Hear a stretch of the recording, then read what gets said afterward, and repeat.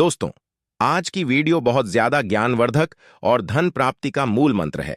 आज की इस वीडियो में हम बात करेंगे आखिर औरत का वह कौन सा अंग बेशर्म होकर दबाने या चूसने से अचानक अपार धन की प्राप्ति होती है। लोग औरत का कौन सा अंग दबा और चूस कर अमीर बन जाते हैं। जो भी मनुष्य औरत का यह अंग दबाता या चूसता है, उसके घर में सदा मां लक्ष्मी का वास रहता है और मां लक्ष्मी की कृपा सदैव बनी रहती है।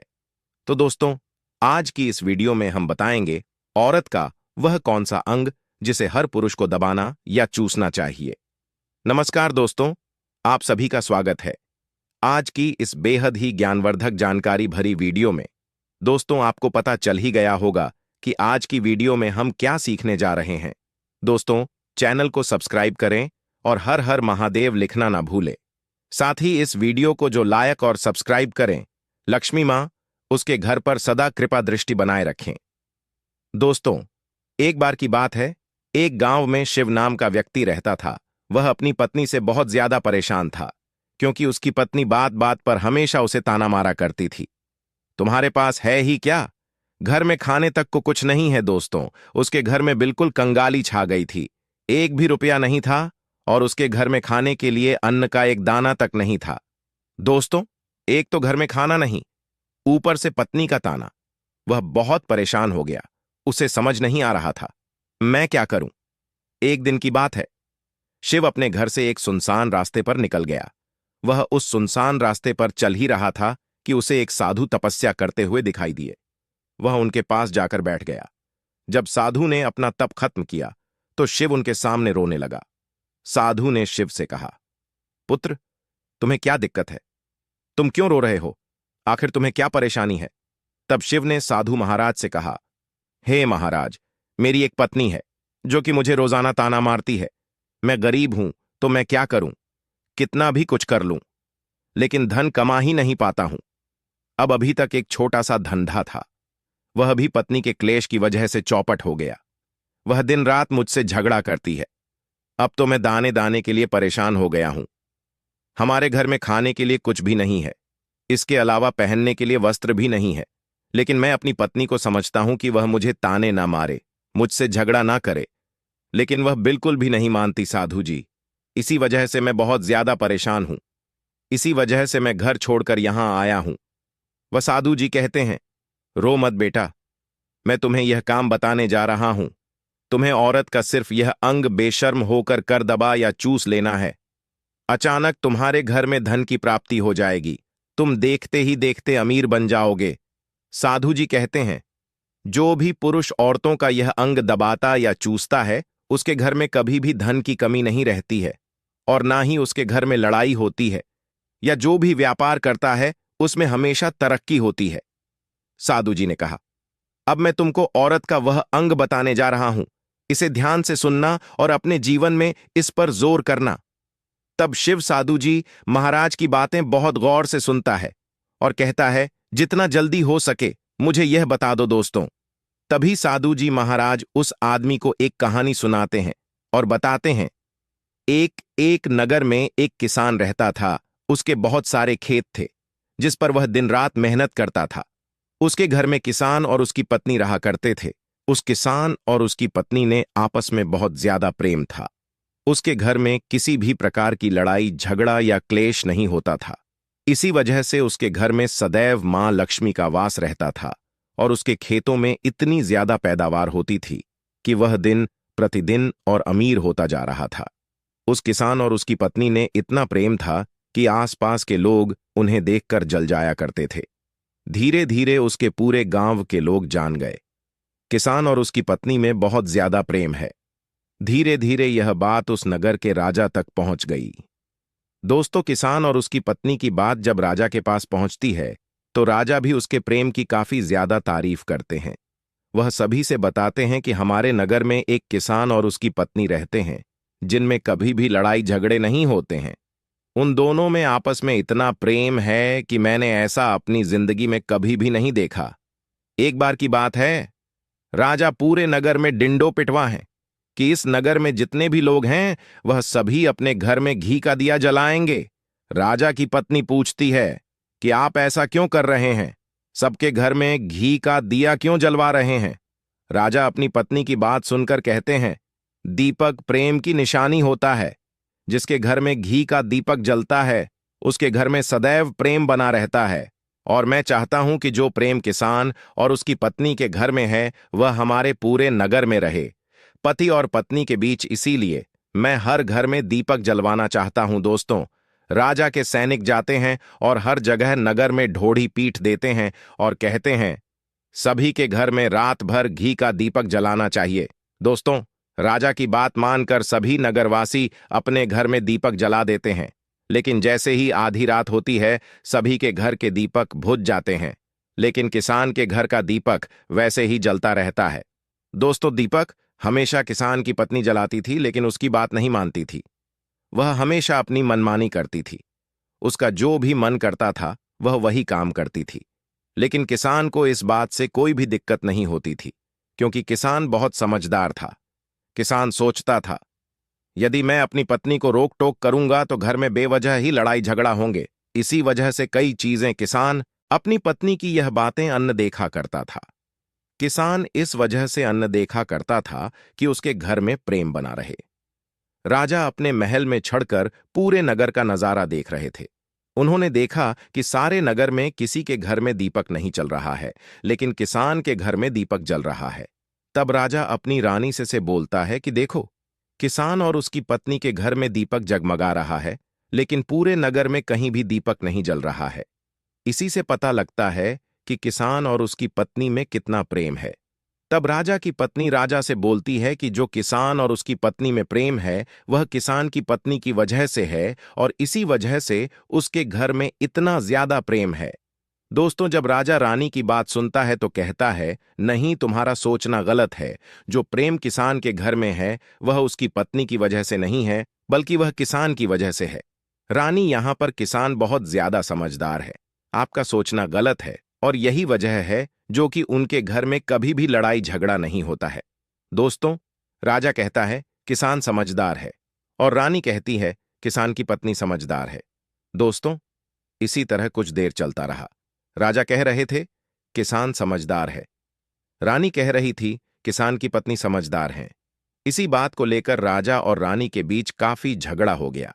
इसके बाद रानी ने राजा की दाढ़ी उखाड़ ली और राजा ने रानी को उठाकर पटक दिया।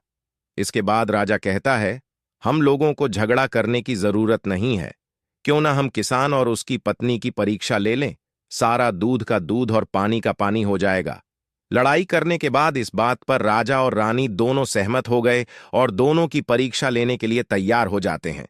तब राजा अपने महल में जाता है और एक पुरुष सैनिक को बुलाता है, और पुरुष सैनिक से बोलता है कि तुम किसान के पास जाओ और जो जो प्रश्न मैं तुमसे बोल रहा हूं वह तुम किसान को बोल देना। वह पुरुष सैनिक बोलता है, ठीक है महाराज। वह पुरुष सैनिक राजा की बात सुनकर किसान के पास जाता है। उस समय किसान की पत्नी खेतों में गई थी, लेकिन किसान की कुछ तबीयत ठीक नहीं थी, इस वजह से वह खेतों पर नहीं गया था। इस समय पुरुष सैनिक किसान के घर पहुंच जाता है और किसान से कहता है, मैं राज दरबार से आया हूं, राजा साहब ने मुझे भेजा है। दोस्तों, किसान कहता है, बताइए मैं आपकी क्या सेवा कर सकता हूं। आप बैठ जाइए, मैं आपके लिए पानी लेकर आता हूं। तब वह सैनिक बोलता है कि नहीं, तुम कुछ भी मत लाओ, मैं राजा का सैनिक हूं, बस आपके पास राजा का समाचार लेकर आया हूं। तब किसान कहता है, ठीक है सैनिक, आप मुझे बताओ राजा साहब ने मेरे लिए क्या समाचार भेजा है। सैनिक कहता है, किसान, राजा साहब ने यह बोला है कि यदि तुम अपनी पत्नी को छोड़ देते हो तो राजा जी आपको बहुत सारे हीरे जवाहरात और साथ में तुम्हारे जमीन से 2 गुना ज्यादा जमीन राजा जी आपको गिफ्ट में देंगे। इसके अलावा राजमहल का आधा हिस्सा भी आपको द जाएगा। लेकिन जो किसान ने जवाब दिया वह सुनने लायक है। किसान ने कहा, राजा जी अपना पूरा राजमहल मुझे क्यों ना दे दें, लेकिन मैं अपनी पत्नी को नहीं छोड़ूंगा। जाओ और अपने राजा से कह दो किसान ने ऐसा कहा है। सैनिक जाता है और राजा को सारी बातें बताता है। इस समय रानी वहां पर सैनिक की बात सुन रही थी। सुनने के बाद रानी ने कहा, आपने किसान की तो परीक्षा ले ली, लेकिन किसान की पत्नी की परीक्षा नहीं ली है। इस तरह से हम कैसे पता कर सकते हैं कि कौन समझदार है। इसके बाद रानी ने कहा, अब मैं भी किसान की पत्नी की परीक्षा लेना चाहती हूं, जब दोनों की परीक्षा हो जाएगी तभी पता चलेगा कि कौन समझदार है। फिर रानी ने भी एक सैनिक बुलाया और कहा कि मेरी बात किसान की पत्नी को बोलना और याद रखना। ये बात तभी बताना जब किसान वहां पर ना हो। सैनिक ने पूछा कि रानी क्या बात बतानी है, वह तो बताओ। तो रानी ने सैनिक को सारी बात बता दी। सैनिक किसान के घर जाता है और उसके घर में आवाज लगाता है तो उसके घर से किसान की पत्नी निकल कर आती है और कहती है, बताओ क्या हुआ, क्यों ढिंढोरा पीट रहे हो? तो सैनिक ने कहा कि राजमहल से आया हूं, मुझे रानी ने भेजा है। किसान की पत्नी ने कहा, बताओ किस लिए आए हो? तब सैनिक ने कहा, रानी ने बोला है यदि तुम अपने पति किसान को मार देती हो तो आपको बहुत सारे हीरे जवाहरात रानी आपको देंगी और साथ में राजमहल का आधा हिस्सा भी आपको मिलेगा। इसके अलावा जितनी भी आपकी जमीन है वह तो आपकी रहेगी ही, लेकिन उसकी 2 गुना जमीन भी रानी आपको देगी। यह बात सुनकर किसान की पत्नी तैयार हो जाती है, कहती है, ठीक है, यदि मुझे इतना कुछ रानी साहिबा देंगी तो मुझे मंजूर है, मैं अपने पति को मार दूंगी। तब सैनिक पूछता है कि रानी को कैसे पता चलेगा कि आपने अपने पति को मार दिया है? तभी किसान की पत्नी बोलती है, मेरे घर में जो दीपक जल रहा है, जब मैं किसान को मार दूंगी तो उसे बुझा दूंगी, तभी आपको पता चल जाएगा कि मैंने किसान को मार दिया है। अब सैनिक किसान की पत्नी की बात सुनकर राजमहल जाता है और रानी को सारी बात बताता है। किसान की पत्नी की बात सुनकर रानी बहुत अचंभित हो जाती है। राजा और रानी को स्त्री जात से नफरत होने लगती है। उसी समय राजा अपने नगर के सभी लोगों को बुलाता है और कहता है कि मैं चाहता हूं कि मेरे और मेरी पत्नी की वजह से किसान की जान ना जाए। तुम लोग ऐसा करो, उस किसान के घर जाओ और सारी बातें बता दो और उस किसान को बचा लो, वरना किसान की पत्नी उसे मार देगी। इधर सैनिक किसान के घर जाते हैं और सोचते हैं कि किसान की पत्नी किसान को रात में मारेगी और दिया बुझाएगी। इससे पहले ही हम किसान के घर में पहुंच जाते हैं और किसान को बचा लेते हैं। दोस्तों, जैसे ही राजा के सैनिक किसान के घर पहुंचते हैं तो देखते हैं कि किसान तो मरा पड़ा हुआ है। तो सैनिक किसान की पत्नी से बोलते हैं कि तुमको तो किसान को रात में मारने के लिए बोला गया था, लेकिन आपने अभी किसान को क्यों मार दिया? तब वह किसान की पत्नी बोलती है कि किसान को तो मुझे मारना ही था, रात में तो मुझे सिर्फ दिया ही बुझाना था, इसलिए किसान को तो मैंने दिन में ही मार दिया है। सभी सैनिक तुरंत ही किसान के घर से दौड़े दौड़े जाते हैं और राजरानी को सारी बातें बताते हैं। राजा और रानी क्रोध से आग बबूला हो जाते हैं। इसके बाद राजा और रानी किसान की पत्नी को बंदी बनाकर लाने के लिए अपने सैनिक से कहते हैं।